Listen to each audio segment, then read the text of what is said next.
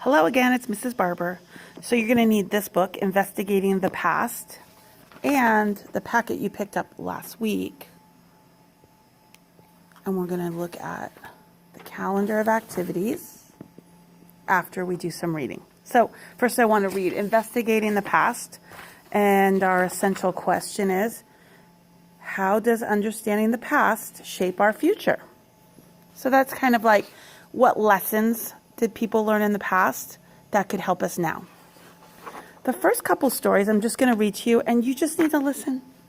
So here's the first one. It's Informational Social Studies, a look back at Bell.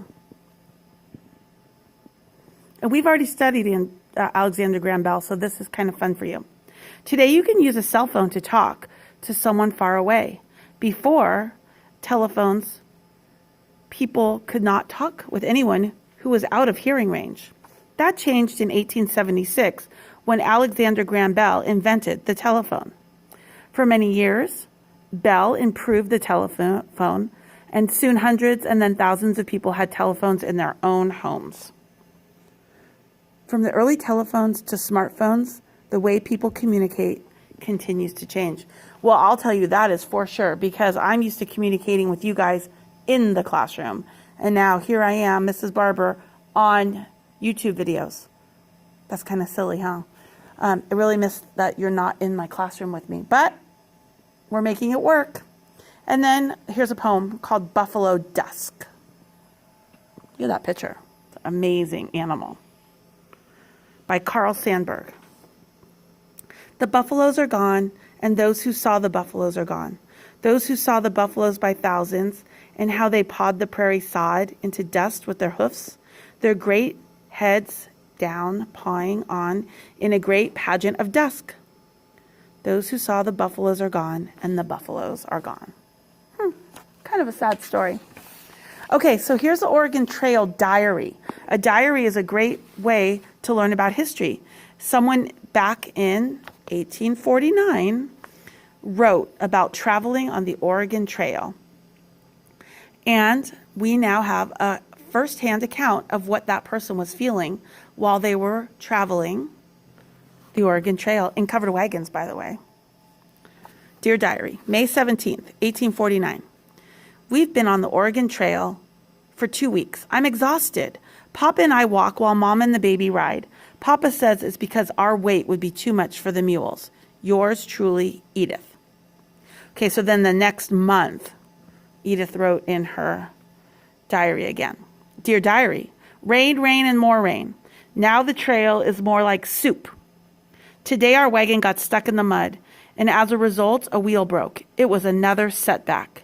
Yours truly, Edith. And then a month later, she wrote again.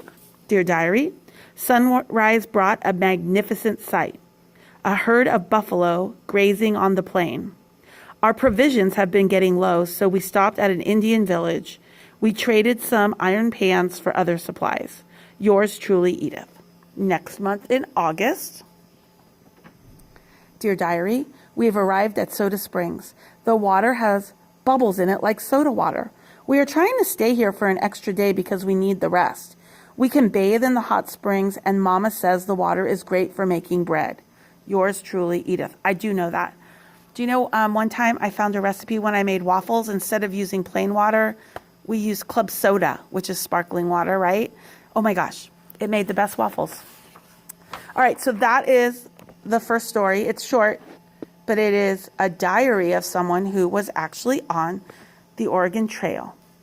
Next story is about Helen Keller. Did you know Helen Keller had a childhood illness which made her deaf and blind? So talk about communicating and making it difficult. She could not see and she could not hear. But she ended up with a teacher who learned how to use sign language to teach her how to communicate her feelings and her thoughts. Helen Keller, Words Through Touch. A childhood illness left Helen Keller deaf and blind. One of the ways she learned about the world was through touch, and this is what she wrote. So here's this is a journal. So another first-hand account of how she was feeling. Once she did all the hard work of learning how to communicate, she was able to write these things down. Once there were 11 tadpoles in a glass globe set in the window full of plants. It was great fun to plunge my hand into the bowl and feel the tadpoles frisk about. One day, a more ambitious fellow leaped beyond the edge of the bowl and fell onto the floor. I found him more dead than alive, but no sooner had we returned to his elements than he darted to the bottom, swimming round and round. And then he went to live in the leafy pool at the end of our garden. So I love it. These are all different types of diaries of people in the past. Here's a diary from the 1800s. Dear Diary, June 4th, 1860. It has been so long since I last wrote to you. I am glad my slave master's daughter taught me to read and write.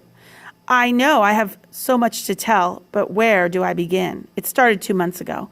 Mama and Papa and I heard a knock on our door one night. That was our sign that it was safe to leave. We met a woman named Harriet Tubman. She came to lead us north to freedom. So this is a girl who is in slavery, and Harriet Tubman was one of the people who saved a lot of slaves and brought them up north, away from the southern plantations. Since it was nighttime and not safe to go by candlelight, we used the moonlight to see. It was important that no one make a sound, no talking. If we got caught, we would be sent back to slavery or worse. I have never been so scared. Mama packed some cornbread in our knapsacks for us to eat. We went mostly on foot. We stopped at safe houses along the way for food and rest. Few children make this trip, so I knew I was lucky. It was a long trip on the Underground Railroad. We are in the North now, and we are free. Yours truly, Marianne. Boys and girls, the Underground Railroad is not a railroad.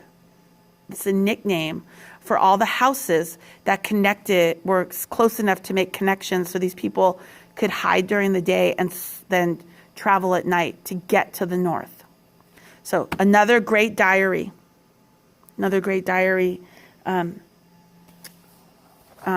From the past. Okay, so you got to hear that. Now, I'd like you to pick, because we're in week 1, I'd like you to pick an activity here from your calendar and do one of the activities. And then I would like you to go to week 1, spelling words. Let's read them. Bathroom, birthday, cowboy, doorknob, moonlight, railroad, seashell, snowball, starfish, toothbrush, air, begin, important, open, sound, along, children, letter, own, and talk. And the vocabulary words this week are element, herd, sod, exhausted, ambitious, and diary. We just read all those words in our stories. Please do this page and the 2 compound word pages. You guys are so good at compound words. You know what you're doing on the compound words. Please do those 3 worksheets. Okay? Thank you.